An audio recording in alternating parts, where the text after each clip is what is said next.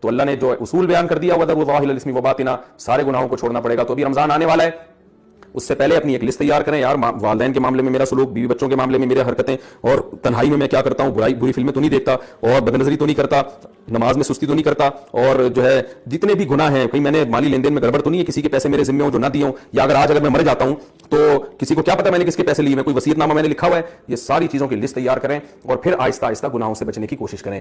جیسے کسی کو عشق ہو جائے نا کسی سے، اب مل تو رہی نہیں ہے وہ، تو عشق میں وہ پاگل ہونا شروع ہوتا ہے. تو بیوقوف لوگ کیا کرتے ہیں، ہر وقت اس کی یاد دماغ میں، ہر وقت اس کو دیکھ رہے ہیں، اس کی تصویریں دیکھ رہے ہیں، پرانے میسج پڑھ رہے ہیں، سوچ رہے ہیں. بیوقوف یہ کرتے ہیں. عقل مند کیا کرتا ہے، لعنت بھیجو یار صحیح ہے نا، نمبر ہی بلاک کر دو ایسی کی تیسی. اور جب یہ کیفیات ختم ہو جائیں گی پھر دیکھوں گا شادی ہو گئی نہیں ہوگی، دوبارہ ٹرائی کر کے کوشش کروں گا. پاکستانی چھوڑتا تو ہے نہیں، کہتے پھر 1 سال بعد دوبارہ ٹرائی کریں گے ہم. تو عقل مندی کا تقاضا. اس بھائی کا 1 ملین کر دو تاکہ میری جان چھوڑ دے. ہونے لگا تھا، پتہ نہیں کس نے اسٹرائک مار دی، کیا کر دیا. اس کا 1 ملین کر دو. یہ جامع رشید کا سیکیورٹی گارڈ ہے، ہمارے بھی بہت اچھا آدمی ہے، بہت کمانڈو ہے یہاں پہ، SSG سے ریٹائر ہے.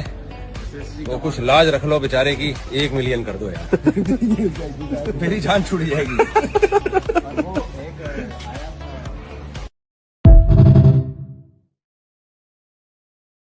خدا کی قسم، اپنے ماں باپ کا نا سب سے بڑا احسان یہ ہے کہ ان کی وجہ سے تمہیں کلمہ ملا ہے.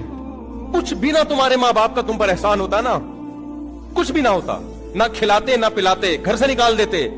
یہ کم احسان ہے کہ وہ مسلمان تھے جس کی وجہ سے تم کیا ہو، تم بھی مسلمان ہو. یہ احسان یہ بھی تو ان کی وجہ سے ہوا نا. اگر ہمارے ماں باپ اسلام کو چھوڑ دیتے پتہ نہیں ہمارا کیا بنتا. وہ موت تک کیا تھے، ایمان پر موت ہوئی ہے، ایمان پر، جس کی وجہ سے ہم بھی کیا ہے، اللہ نے ہمیں اس بہت بڑی آزمائش سے بچا لیا. کلچر، سوسائٹی، خاندان انسان کو جہنم کا ایندھن بنا دیتا ہے. اگر آپ کو جنت کا شوق نہیں ہے، خوب سمجھ لو، پھر اللہ کو بھی آپ کو جنت دینے کا بالکل بھی شوق نہیں ہے. ہمارے حضرت ایک بات فرمایا کرتے تھے کہ یہ جو لوگ کہتے ہیں نا کہ اللہ کو ہم سے بہت محبت ہے، فرمایا اتنی ہی ہے جتنی آپ کو ہے اللہ سے. ہاں آپ کم کریں گے اللہ زیادہ کر دے گا، لیکن اگر آپ کو نہیں ہے تو اس خوش فہمی میں نہ رہیں کہ اللہ کو پھر آپ سے محبت ہے، وہ مستغنی ہے. تو آپ کے دل میں اگر جنت کی لالچ نہیں ہے، شوق نہیں ہے، پھر اللہ کو بھی آپ کو جنت دینے کا کوئی شوق نہیں ہے. تو اللہ نے یہ حسین جنت جس کا بار بار آج بھی تذکرہ آیا، کتنی جگہ قرآن میں، یدخلہم جنات تجری من تحتی، یہ تو آپ لوگ کو عربی نہیں آتی پھر بھی سمجھ میں آتا ہوگا نا، تجری من تحتها الانہار، تجری من تحتها الانہار، تجری من تحتها الانہار. کتنی دفعہ یہ آیات آتی ہیں. ایسے باغات دوں گا جن کے نیچے نہریں بہتی. اللہ تعالیٰ سمجھنے کی، عمل کی توفیق عطا فرمائے اور آپ سب کی 4 شادیاں کرائے.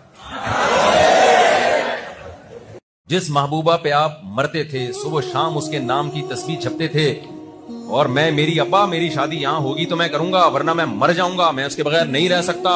Both are made for each other, یہ انگلش میں یاد کیا ہوا ہے لڑکوں نے. ہم دونوں ایک دوسرے کے لیے بنے ہیں. ایسے ایسے ڈائلاگ چلا کرتے تھے. تو بھائی تھوڑے دنوں کے بعد اس کا حسن کیا ہونے والا ہے، ختم.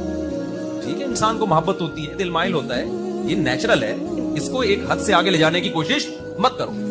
کہیں محبت ہو گئی، عشق ہو گیا، پیغام بھیج دو بھائی، شادی ہو گئی ٹھیک ہے، نہیں ہوئی دفعہ ایسی کی تیسی. یار مسافر خانہ ہے، تھوڑے دنوں میں کہاں جائے گی، وہ قبر میں جائے گی. لیلا مجنو کے عشق کے معاشقے بڑے مشہور ہیں نا، کیا خیال ہے؟ اب دونوں کہاں پڑے ہوئے ہوں گے، کیڑے پڑے ہوئے ہوں گے. اب مجنو کو لے جاؤ، بولے لیلا کی قبر دیکھ، اندر کھول کے دیکھ، اتنی سڑاند آ رہی ہوگی نا اس میں، کہے گا بھائی میری کسی سے بھی شادی کرا دو، لیلا پہ میں کبھی عاشق نہیں بنوں گا.